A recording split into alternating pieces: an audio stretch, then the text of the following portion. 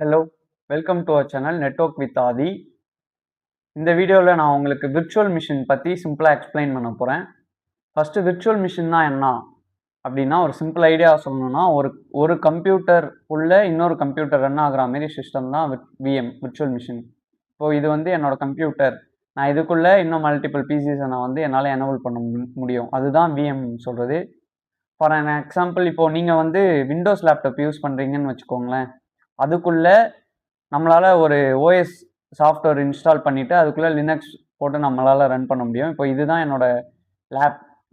என்னோடய லேப் வந்து விண்டோஸ் அப்படின்னு வச்சுக்கோங்களேன். நான் வந்து விஎம் இன்ஸ்டால் பண்ணி இதுக்குள்ளே லினக்ஸ் சாஃப்ட்வேர் ஓஎஸ் போட்டு நம்மளால் ரன் பண்ண முடியும் விஎம் மூலயமா.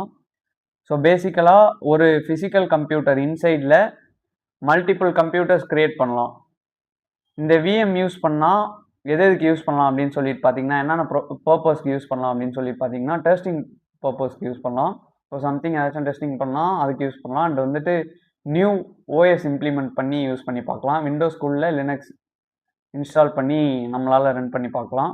அண்ட் வந்துட்டு இதை யூஸ் பண்ணால் நம்மளோட சிஸ்டம் ஏதாச்சும் எஃபெக்ட் ஆகுமா அப்படின்னு சொல்லிட்டு கேட்டிங்கன்னா, இதனால் கண்டிப்பாக ஆகாது. இது நார்மலாக அப்படியே நார்மல் விர்ச்சுவல் மிஷின் மாதிரி அப்படியே ரன் ஆகும். அண்ட் இந்த சீரியஸில் நான் வந்து ஸ்டெப் பை ஸ்டெப் விஎம்னா என்ன, அண்ட் வந்து எதுக்கு யூஸ் பண்ணுறோம், அண்ட் அதோட டைப்ஸ், அப்புறம் இன்ஸ்டால் எப்படி பண்ணுறது அப்படின்னு சொல்லிட்டு உங்களுக்கு ஈஸியாக எக்ஸ்பிளைன் பண்ண போகிறேன். ஸோ இந்த வீடியோ உங்களுக்கு பிடிச்சிருந்தா லைக் பண்ணுங்கள், ஷேர் பண்ணுங்கள் அண்ட் சப்ஸ்கிரைப் பண்ணுங்கள். தேங்க்யூ.